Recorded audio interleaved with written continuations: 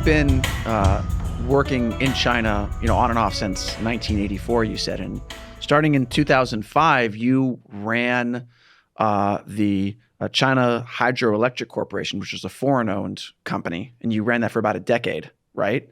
Correct. Yes. So, in that process of living and working in China and running a company there, what did you learn about how the Chinese Communist Party operates with respect to investment?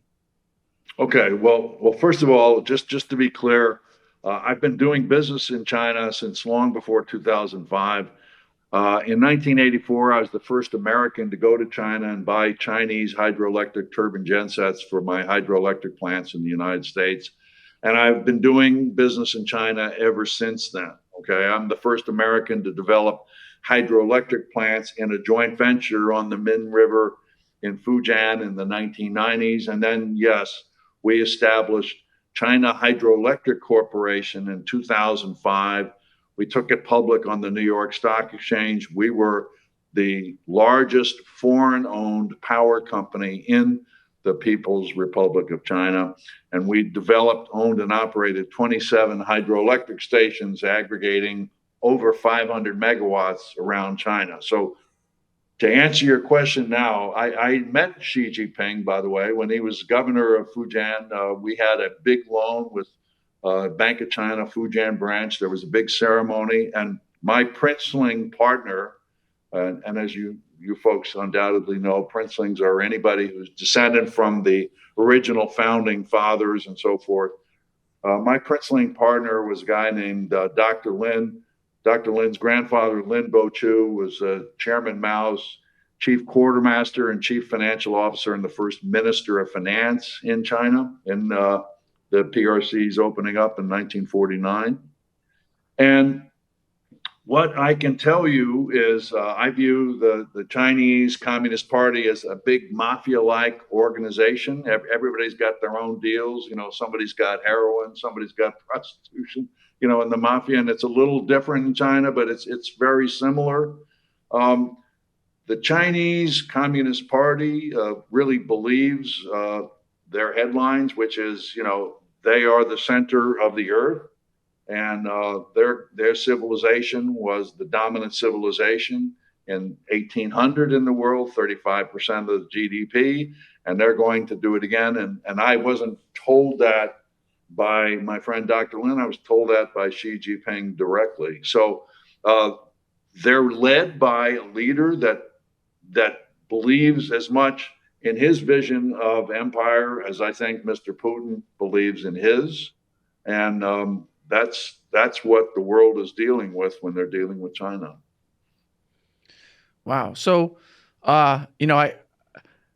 I don't know how much you can ever go back to China now, having said critical things, but I was just to kind of get an idea of, if you're willing to talk about it, what are some of the things that the Chinese Communist Party tried to force you to do in order to have a business partnership there? Well, actually, I should just be clear, and it's all in my book. They Call Me Ishmael.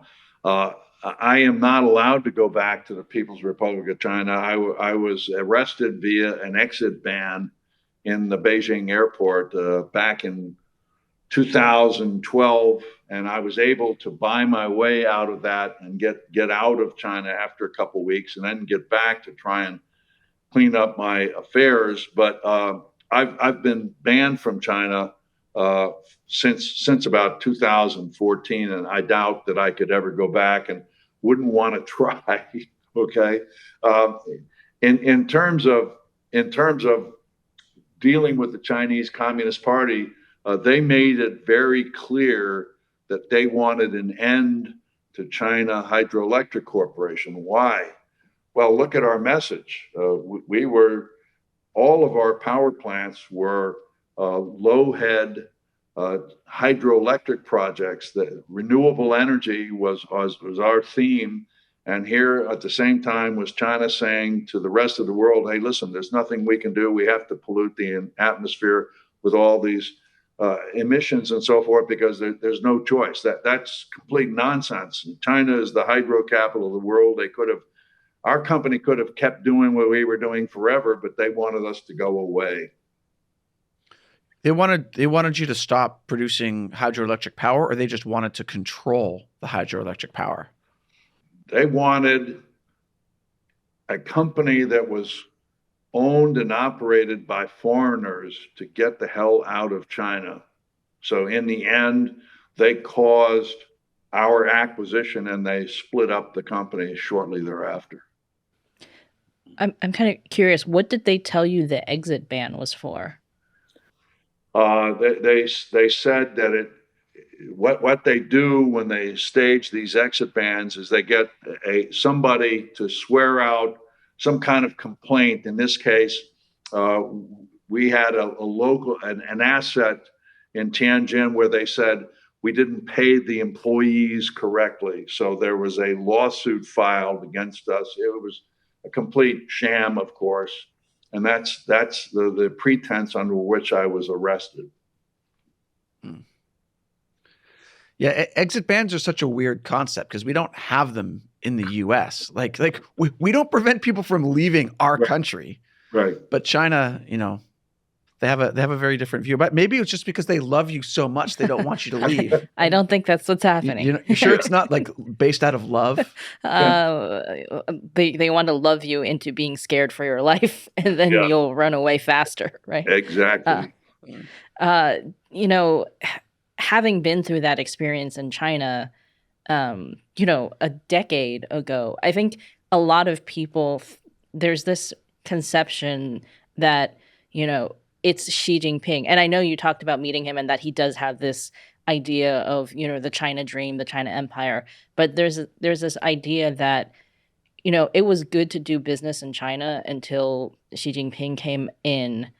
But now even there are still people who are arguing that it's good to do business in China. What would you say to that? I'd say they're fools and they're just fooling themselves. Look, what you say is absolutely correct. I think I was part of it. There was a golden era, if you will, when doing business in China was extraordinary. And I would say it was the 1990s and the first decade of this century until Xi Jinping was elected. But also, to be honest, the Chinese were making great strides.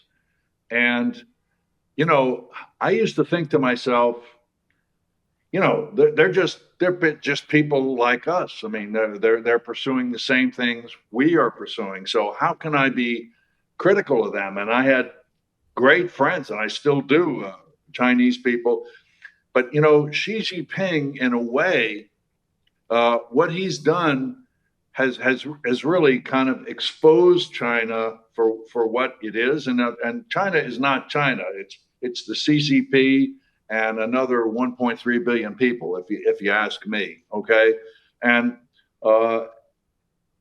China now is not a place. I think any foreigner who's doing business there has to be saying, what is my exit strategy? If it's not an exit ban, what is my exit strategy? Because long term, I just don't see how it can continue. Excuse me.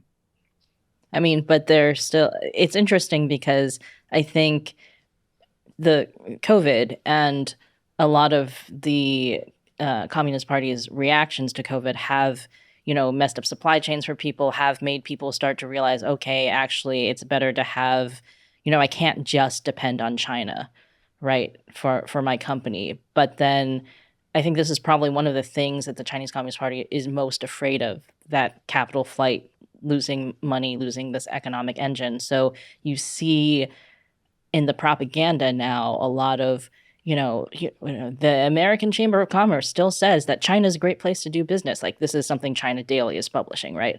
Like, they're trying to simultaneously stay locked down and yet portray to the world that they're open for business.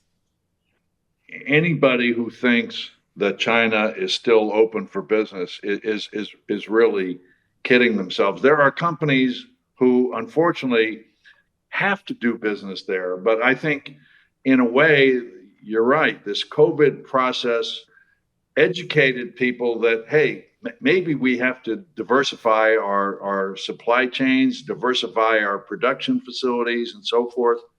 I think the strongest thing that the Chinese people have is the Chinese people, the ones who are not members of the CCP. They're lovely people. They're hardworking, and make no mistake about it, they're businesslike. But that that strength is not going to be able to carry them where Xi Jinping wants them to go. So I think the good days are over, and I think the United States and all of our commercial and diplomatic partners should try and figure out how to diversify ourselves away from China, how to control the commodities that are essential in the world so that China doesn't control them entirely themselves. It's going to take a different mindset, but I think it's part of the future.